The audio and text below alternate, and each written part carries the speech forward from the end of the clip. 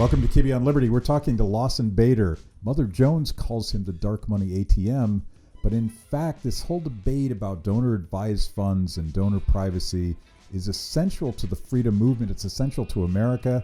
And by the way, we're going to drink some whiskey. Check it out.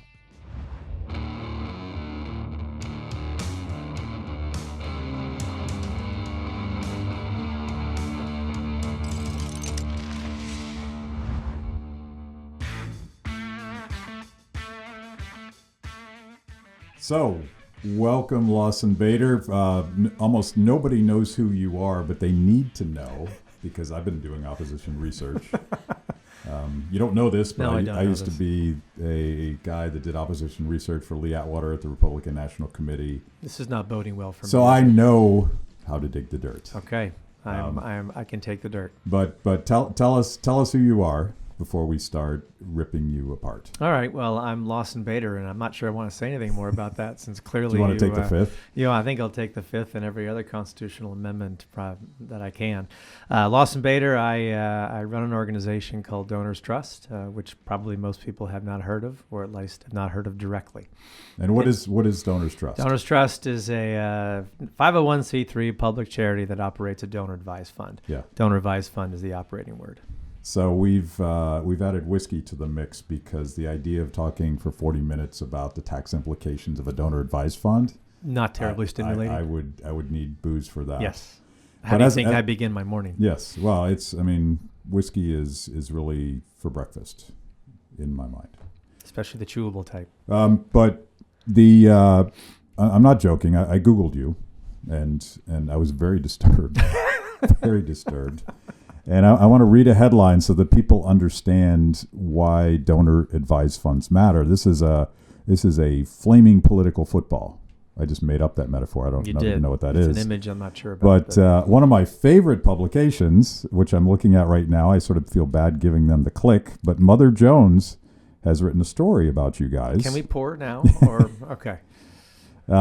Exposed, the dark money ATM of the conservative movement. You haven't heard of Donors Trust, but it's bankrolling the rights fight against unions, public schools, climate scientists, and more.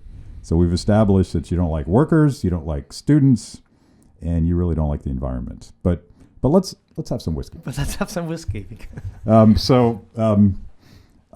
pulled this off my shelf. I recall from previous times that we may have possibly drank whiskey together that you like peaty big boy whiskeys. Is that a true fact? I like peaty big boy whiskey that, as my wife says, you peel off the ground, you add some water, you mix it up, and you swallow it.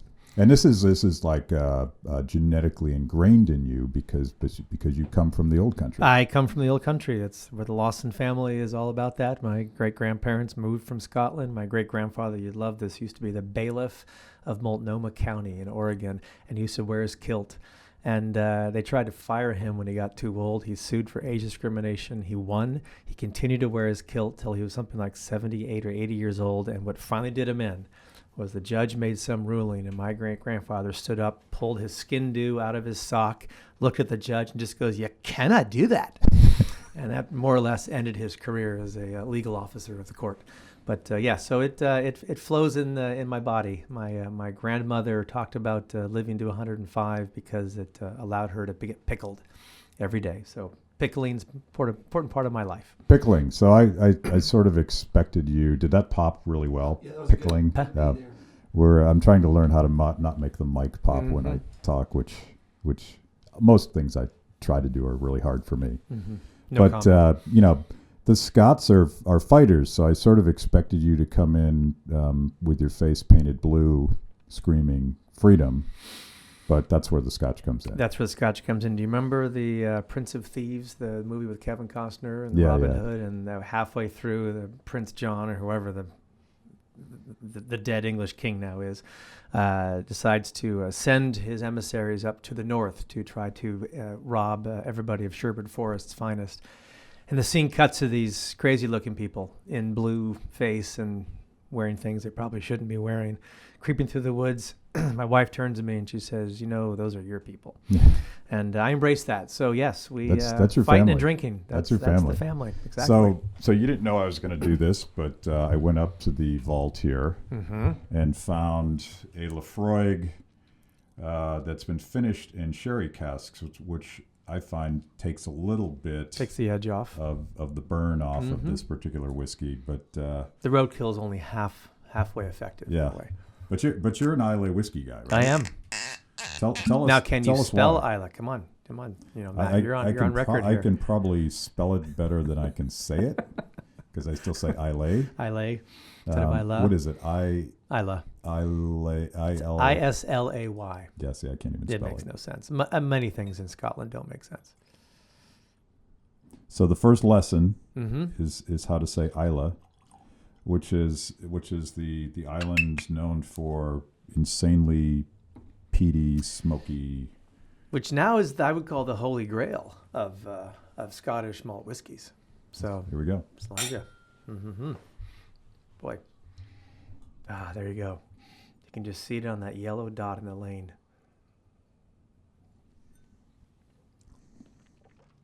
But I chose this one specifically because a couple years before he died, my dad went to Scotland and fell in love with Laphroaig. He had always been a proper martini guy, given his British heritage. I don't want to start a fight. That's all right. Well, call me English. After thousands of years of fighting, it turns out that whiskey is what brought us together as competing clans. But he was into Laphroaig, and I've tried to get it. Yeah.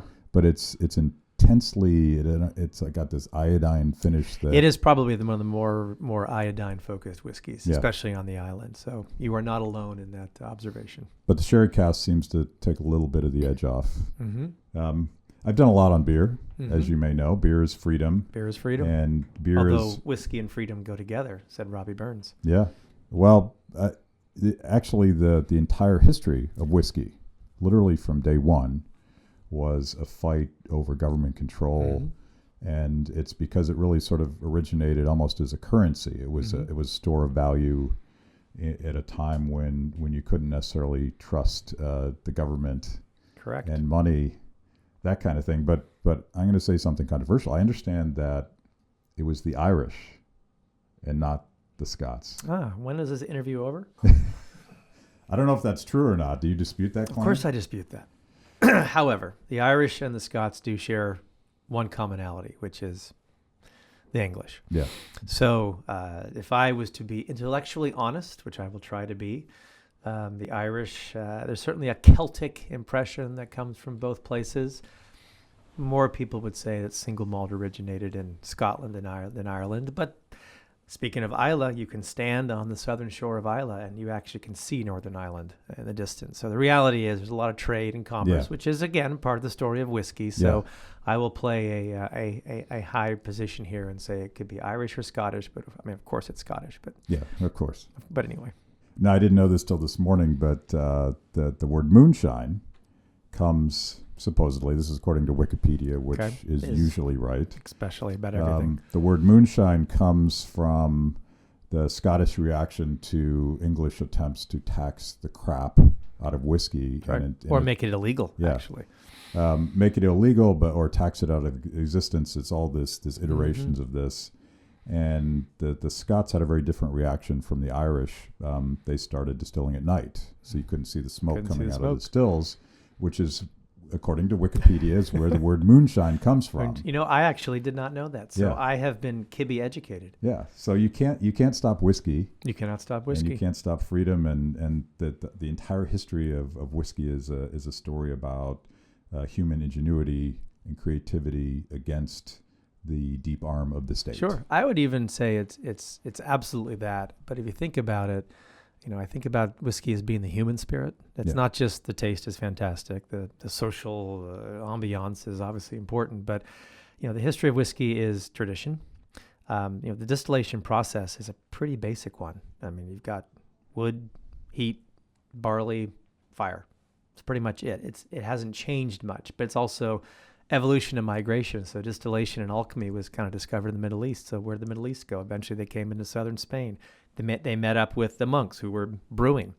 All of a sudden you realize, hey, wheat has a little different taste when you just do a distillation, not just brewing it for beer. Then you head over the Northern Islands where wheat doesn't grow that well in Scotland, but barley does. They discover a whole new idea. It heads the new world. They discover corn. Corn has a whole different component.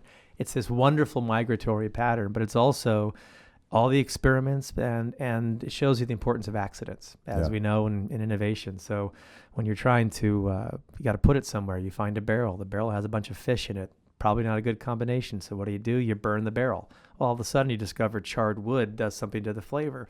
Or if you've got to distill in the middle of the night, then you got to hide it somewhere. You stick it on a mule in a small little barrel, and you discover 2 months later that being in a barrel for 2 months actually changes the color, changes the composition. So it's this wonderful discovery process. And you're right, it's the whole history of the citizen against the state. And that's the story of us, which I think is what makes it such a powerful tool. Yeah, so officially right now we are launching a new, very empirically focused series on whiskey as freedom. Okay. Because I think it's got to be, it has to be delved into. But that whole process, and I watched the current debate about cultural appropriation, and as someone that loves the sort of mutation, and I call it stealing. There's ideas that are stolen from our fathers and our grandfathers, and from people we never met, but they had ideas that were borrowed as well. That's the bottom-up process of market discovery. And, we wouldn't have whiskey if there wasn't all sorts of cultural appropriation. And we can have a fun argument about whether or not it was the Irish or the Scots, but it kind of doesn't really matter. It doesn't really matter. It doesn't really matter. It was all of the above. But I think it's important to say, what's the real reason why George Washington stepped down as president of the United States? It might have been because he had this appropriate sense that he should not be a king in perpetuity. That's a good thing. But the reality was, he was the largest whiskey maker in the United States. Part of it was going back to Mount Vernon so he could return to his love, which was making whiskey. I mean, he had that whole problem of the whiskey rebellion thing. We'll sort of let that one go. But oh, I'm not letting it go. Okay, you can let it go. It's Kentucky anyway. No, honestly, I feel like the United States lost its footing that day. That day was it? of the whiskey rebellion, when George Washington and Alexander Hamilton put the big foot of government down on distillers. I think it started in Pennsylvania. I think he was just a crony capitalist at the end of the day. Yeah, he was a big distiller. I mean, we got to be honest here. Yep, exactly. It even affects George. So if we can talk smack about George Washington, I feel like everything's on the table. And we're on this side of the river, so we're okay. But when I go home, I may be in hostile territory, though. Oh, yeah. But notice my strategy here. I got you a little liquored up. Yep. And now I'm going back to Mother Jones. Now you're going back to Mother Jones. This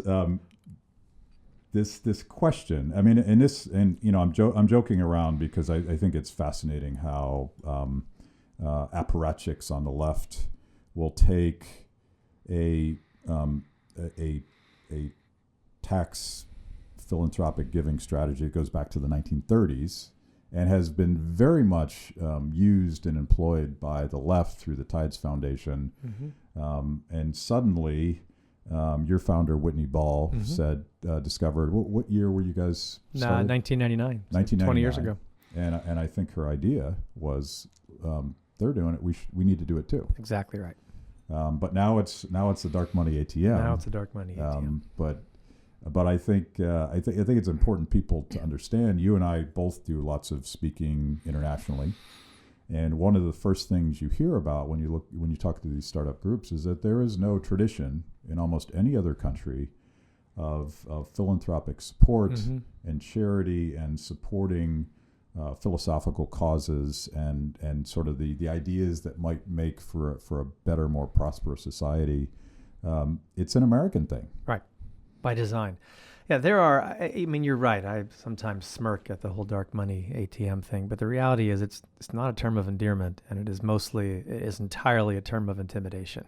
By design. And we can talk about sort of the origins of that. In fact, Kim Strassel has a great book called The Intimidation Game, which talks about the origins of this use of the dark money term going back to Citizens United, 2010, and that's all fine. But the real concern the real reason why it's a problem, I think on one hand, it's a practical issue. It's an intentional effort by those with whom you might disagree ideologically to literally reduce sources of income to groups with which they're opposed. And so while the right hand's trying to deal with disclosure rules and litigation and whatnot, the groups on the left are actually passing the rules and the laws that otherwise we might argue. So it's a distraction issue to sort of the messenger, not the message. But sort of one level up is it's a big problem when it comes to the idea of transparency and privacy. I think people forget that in this country, citizens have privacy, government has transparency. That's how it works. You elect a politician, kind of gives us the right to put a camera in City Hall, gives us the right to look at their work emails, not their personal emails, their work emails. We can look at their budgets and how they spend money, but it does not give them the right to do the exact same thing to us. But again, you sort of move one level up even more. Now you got a political free speech issue. People forget that we could make the argument that the Constitution of the United States would not exist without anonymous private speech. No Federalist Papers that set the debate. That was written anonymously. So it's that issue. But the real crux of the matter, and you hinted at it, is fundamentally, if we get caught up in this whole dark money language, it alters the relationship between the citizen and the state. Our country, by design, was set up with the founding documents to put a metaphorical wall around government to allow citizens to use their time, treasure, and talent to address problems that they see. We start changing that, then the whole system changes. Yeah, and it's a source of liberty to speak your mind against very powerful interests, perhaps, sometimes in cahoots with government, sometimes trying to game the outcomes of what government does. And in some ways, I sort of deeply respect the way that the progressive left is very entrepreneurial about this stuff. And I was, as you know, I was a Tea Party organizer working for a large nonprofit during the IRS Inquisition. And it was an inquisition. It was an inquisition. It was a wicked abuse of government power because all of these citizens who were trying to follow the rules, right, as complex as they were, as impossible to comply with as they were, they all thought that the system was fair enough that if they wanted to petition their government for a redress of grievances, they would file the paperwork. And all they managed to do was make themselves targets. But that process, figuring out why would the left be going after 501c4s, which was the primary target of the IRS. And I suppose we should go back and define all these things. But the reason they were doing it is because they had evolved and they had come up with new business structures and new tax strategies that really didn't depend on 501c4s anymore. So let's unleash the dogs. That's right. On 501c4s. Well, and you've also got to remember the context of that. So up until 2010, when Citizens United passed, you had a very unpopular Dodd-Frank bill passing. You had the bailout going on. You had Obamacare. And all of a sudden, the Supreme Court comes along and says, looks like some groups might be able to organize in an activist way, in an appropriate legal way. And all of a sudden, the White House is faced with immense opposition to what have been unpopular issues. Even if Republicans passed them, they were still unpopular. And so the hounds sort of were unleashed. Yeah. And this national frothing at the mouth campaign sort of began. And that's when you saw the lowest learner issues. It's when the dark money phrase actually sort of emerged by the Unsaid magazine that I shall not mention. And by the way, they've said far worse things about me than they've said about you. Yes, I have no doubt about that. But it is what it is. So you began to see all this activity. In fact, Media Matters released or leaked a playbook that they had, which said very explicitly, we're going to go after the donors in this. We're going to make giving actually be sort of the embarrassment, and therefore we see restriction of funds. People forget that Brendan Eich, who was the founder of Mozilla during this time, essentially was forced out because it was disclosed that he had given something like $1,000 5 years previously to the Proposition 8 campaign in California, which I think was one of the gay marriage things. And all of a sudden, he's fired as the head of Mozilla. Yeah. That's the context of this. And unfortunately, given today's sort of lack of civic conversation, we're just seeing that manifest itself in a lot more ways. It's Saul Alinsky 101. You can keep going back to that book which unfortunately I've read many times, and he's about ridicule. He's about isolating the enemy, and if you single out somebody that's trying to participate in the process, you can make it so that they just don't want to do it anymore. Right. Which I think is fundamentally anti-democratic. Like I actually believe. I believe in democracy. I'm one of these naive guys that thought that organizing people based on a common set of values was a fundamentally American thing. And sometimes the left agrees with me. They're talking a lot about liberal democracy now, which by which I think they mean something that we mean might something different. Yeah, it might mean sort of like what we mean by rule of law, right. maybe. But that's a phrase that can get mistwisted. Yeah.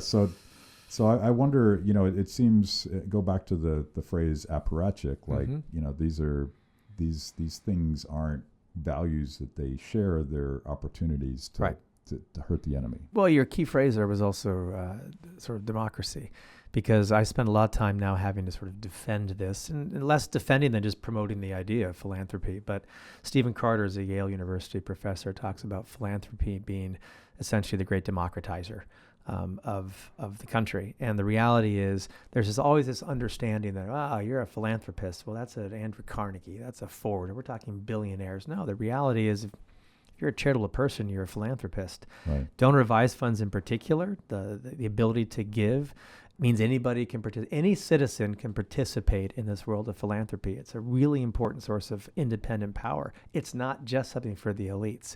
And the irony is there's something like $125 billion of philanthropic capital in private foundations and organizations that very strongly lean sort of in a progressive way. There's about 10 billion of groups that sort of lean to the right. The irony is it's actually easier for people to participate in that 10 billion than it is that 120 billion, whatever it is. So in a way, those who are sort of on the right are actually democratizing philanthropy at much greater lengths than sort of these elites that are on the other side. But again, we lose that ability to participate philanthropically. We've just changed the nature of the citizen of the state in a very bad way. Yeah. Let's take a step back because now we're getting into sort of the nitty gritty of these structures. That means I need to sip. Yes, please sip because every time we say donor advised fund, you have to chug. So. Okay, all right, better than that than dark money. But you mentioned politics and I mentioned 501c4s, but what you're talking about here is something fundamentally different. So yes. So walk us through C3s, C4s, sure. Politics. Yeah, there are the IRS tax code. Wow, I never thought I'd actually say that phrase. See what this is already doing to me? I'm quoting the IRS. There are 501s. The C section of the 501 determines sort of public charities. There's multiple classifications. The most common classification is the C3, which is your religious, scientific, arts, culture. So the church, the synagogue, the Boy Scouts, Red Cross, that sort of thing. C4s are actors that are explicitly engaged in political advocacy. Now, a 501c3 charity can be political in the sense that it can have a basis of belief. It can issue, for example, a voter guide. It's not telling you how to vote. It's just saying, here's what the issue is, A or B. It can express policy solutions without telling somebody to vote specifically. So that's the key distinction.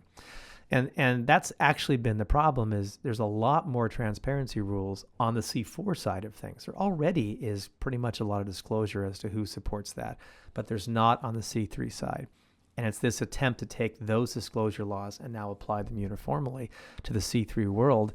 And so now you have a situation where, the NRA and Planned Parenthood's donor list is now supposed to be made public to the world. Now we're talking a privacy issue, which is a different piece. But it is an attempt to thwart really the marketplace of ideas. And 501c3s are idea organizations or they're relief organizations. They're doing the work intentionally that government wants them to do because they don't have the time or resources to do so. So again, we're back to shifting the whole relationship. Yeah. So when I was researching my last book, I happened to be writing the 50th anniversary of Martin Luther King's "I Have a Dream" speech. Mm-hmm. So I stopped everything I was doing, watched the speech, which I had never watched the whole thing, and then started doing a deep dive. and discovering all the things that the government, the federal government, state governments did to intimidate civil rights leaders, to target them. And, Hoover infamously, with Robert Kennedy's blessing, went after MLK's nonprofit. And that's really where this privacy test comes from. Right. It was determined to be an essential protection of our liberties. Give me a little bit of that history of the Alabama case. Yeah, there are two Supreme Court cases that are fundamental to any conversation we have about donor privacy and the importance of keeping a wall between citizens being active in their community and government doing it. The first was a case involving Dartmouth College in the 1820s. Ironically, Thomas Jefferson, who I think was taking the wrong position on that. And that was very important in setting. What? Yeah, Thomas Jefferson, the guy who wrote the Declaration of Independence. St. Thomas Jefferson actually came up with a scheme to fire the trustees of Dartmouth College because he differed with them politically. And his reasoning was philanthropic, because Dartmouth College was a private school raised with private money but served a public purpose. Therefore, any private gift that serves a public purpose could be under the control of the government. That was his argument. Yeah. He lost, thank goodness. So that established that wall. Fast forward to 1950s. So the NAACP, a rather important organization in the history of civil rights, wants to go down to Alabama. As often is the case, states require organizations to register with them to sort of conduct business. It's a fairly straightforward thing. In Alabama's case, they said, if you want to come down here and do some work, we need your list of donors. Well, and trust us. We're not going to do anything with it. It's just, we're just making sure you're a legitimate organization. Really. We're from the government. We're from the government. Yeah. We're here to help. Well, obviously the NAACP refused, and it went very quickly to the Supreme Court, and in a 9-0 decision, it was one of the faster decisions that came out of the court. They made it quite clear, both reverting back to that Dartmouth case and a few others, that not only is there a separation between the sort of the private and the public, but there is absolutely an inherent right of the private citizen to engage in causes that he or she deems appropriate, particularly in the 501c3 world, which the NAACP was. And so it's fair to say, without donor privacy, we wouldn't have the civil rights movement today. And that has just manifested itself in all kinds of causes, even ones that you and I disagree with. People should have the freedom to sort of put their money where their mouth is, and that's a good thing. I feel like it's a blessing and a curse for our side, and I'm a libertarian, classical liberal, constitutional conservative. I'll accept all of those labels because I just like whiskey. Yeah, I drink whiskey. That's a good ideology as well. We try. I mean, and I'm not talking about politics or the Republican Party, but I'm talking about this philosophical umbrella that we live under. We try to be consistent, which is why we talk about the rule of law, to which us means treating everybody just like everybody else. No favors, I don't care who your parents know in Washington. We're going to treat everybody like everyone else. So when we talk about these rules of protecting privacy, it applies to our worst enemy. And that the I'm not sure the other side thinks that way. No, it's been interesting because I've been involved in a couple of coalitions trying to do exactly that, which is to make the case that, look, if we are getting harassed because of this, it's only inevitable that you will too, since we're both arguing from a principled standpoint. And especially among the environmental groups, they've had a harder time. They're sympathetic, but they've had a harder time just sort of disengaging with the perception of who they are. We've had some success with Planned Parenthood. It's like, look, we do not want Planned Parenthood's donors to be nailed to a wall somewhere. Bad things have happened. Bad things will happen. And so we're starting to get some of these alliances. Unfortunately, the sort of the commentary that we see right now in the country as a whole with the animosity is making it difficult. But there's a little bit of a, there but for the grace of God go I kind of situation. And some of the C3s are starting to realize, wait a minute, the power can switch. The same thing would happen. And I'm just as quick to defend the Tides Foundation, for example, which really is to the left what Donors Trust is to the right. As far as I'm concerned, we're not competing with each other. Our donors won't be their donors. Our organizations won't be theirs. But God bless them for doing what they're doing. And I'm going to support that no matter what. Yeah, I gave a shout out to democracy, which to me means something more broader than just a way of electing your representation. It's about devolving power, as much power, all the power, back to the individual. And I used to think that there was sort of an American consensus that would be an okay, good thing. Yeah. But the current debate about free speech gives me pause. We're losing some great civil libertarians, actually right and left. Mm-hmm. And it doesn't seem They're finding justification for things they should not be finding justification for. And that's a slippery slope. Like once you start saying that speech isn't good, right. 2 years from now, your worst enemy is going to have the reins of power. That's right.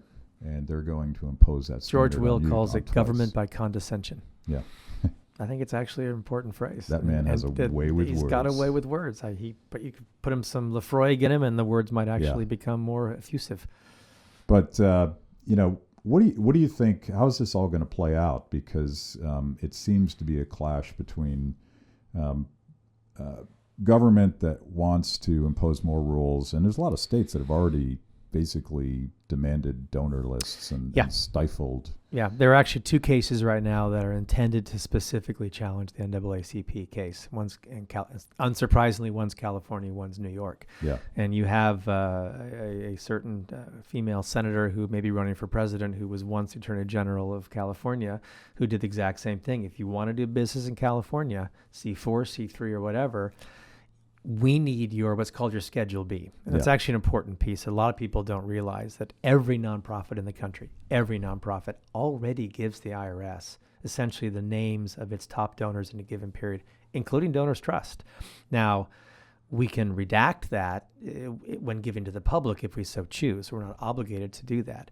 So what the states have started to say is we want that list. We know we can't ask for your whole list, but that's an actual federal requirement.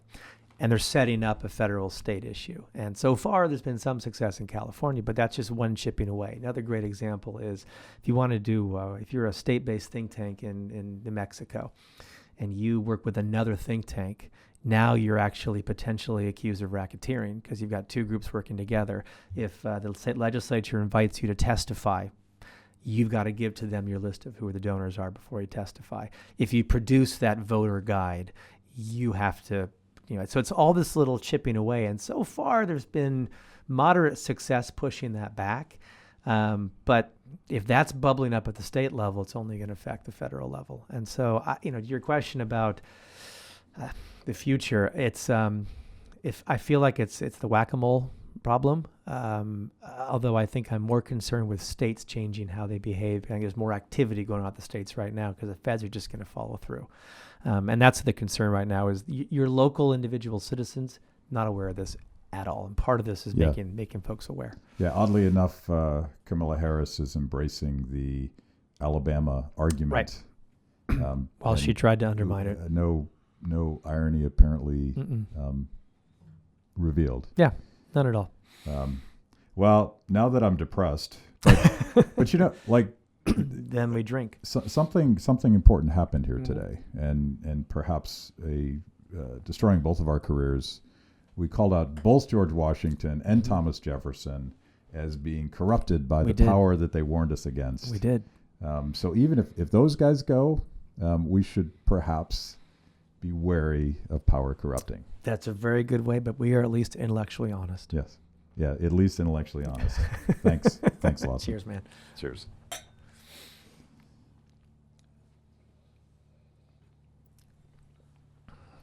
I assume that I got the signal that we were done. No, I did not signal you that we were done. Oh, really? What time is it? We have 4 more minutes to hit 40 minutes. Yeah, so I tried to tell you 35. Okay. So I also tried to tell you keep going. That's what we call mixed signals. Close enough, right? We're getting there. I think it's close enough. You can do an advertisement. Or we could, by 3 minutes. We could pick it up. Also, I think we should do a little intro. Just you saying, thanks for watching Kibbe on Liberty. We're here with Lawson Baby today. I do have a subject that is sort of That's fine. in my craw that I want to confront you with. Okay. Get a little closer. Are we still rolling? Get a little closer to your mic. We're keeping all this. And you'll. Oh, this is all in, right? Yeah. Okay. So we're not done. We're not done. Which is good because we have this. I've confronted you with the Mother Jones article, mm-hmm. and I feel like you deflected. You didn't really answer the questions I asked. But my beef with you philanthropy guys. Yep. You don't get enough. From day one. Yeah, well, first of all, if this is an ATM, where's my card? 'Cause You're doing well so far, I just for the record. Yeah, just Okay. confrontation is a great way to raise money. But here's my beef about philanthropy. There is so much focus on the symptoms of poverty. Okay. And I see this all over the world. And we try to feed people, and we try to rescue people, and we try to get children vaccinations and things that they need to survive. But I feel like we don't spend enough time trying to answer the question, why are those things happening? Mm-hmm. Why are there hungry children in all across the world? Why are there lack of opportunities? And to me, philanthropy would spend a little more time actually focused on how do people get rich?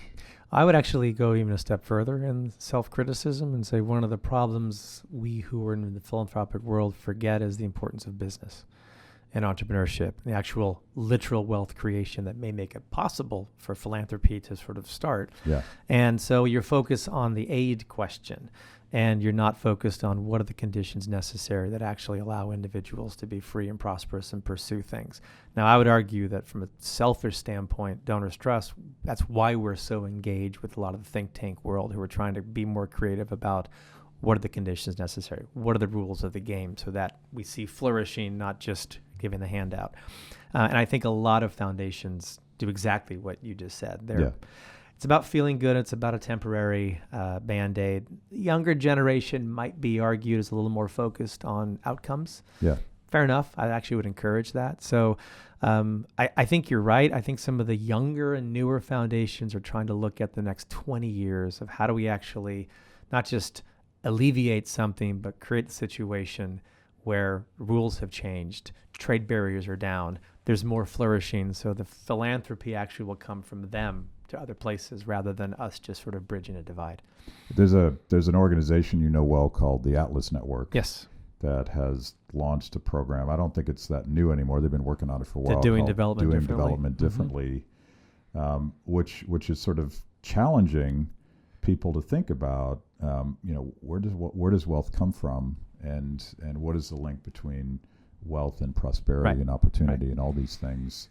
Well, it's the same thing of you can teach the man to fish and he can teach others to fish, but what if it's illegal to fish? Right. You've got to change the rules of the game to allow that sort of entrepreneurial spirit. So that certain institutions are going to be good at that and certain ones are not, but that's part of development. My favorite evangelist on this subject is Maguette Wade. Mm-hmm. She's great. Who is She's actually going to be in town in a week or so. She go. might just be coming on this show. Mm-hmm. Which is going to be weird because I think we're going to show her show before yours. Okay. So now we've revealed I've another. just revealed. Yeah, okay. I was going to pretend she'd already been on the show, but we can't do that anymore. Can't do that anymore because I've ruined it for you. Because the tagline for this show is mostly honest conversations with mostly interesting people. Okay. I don't know if we've accomplished that today or not. I don't know. We had mostly interesting whiskey. But she's a rock star, and she's so angry about all of the well-meaning foreign aid that comes into Africa. Right. And sometimes there's unintended consequences that actually potentially make it worse than if they'd never tried to do that. We're gonna try to get Bono on the show and maybe play a set. We know how band. he feels about it. He just did it again at in Switzerland. Yeah. Which is another great example of the business community coming to kiss the hand of government, which is really what Davos is. Yeah. Which is unfortunate. But I'm going to leave you personally with the responsibility of solving this problem, because all of this feel-good philanthropy, it could do better. Okay. We could do better. I will take that back and talk to the powers that be. Excellent. In the dark money ATM. So let's end this conversation a second time. It's hard to toast and do the mic thing. It is. It's in the way, but thank you for doing this. I realize Thanks you've for now having exposed yourself to all sorts of personal attacks, and I can't wait to read the comments. I can imagine, but I will happily take them. Yeah, finally someone's mad at you instead of me. Or Cheers. both of us. Cheers.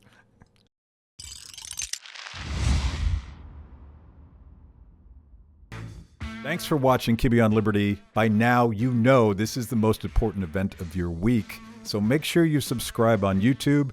Click the little bell so you get notifications. Kibbe on Liberty, mostly honest conversations with mostly interesting people.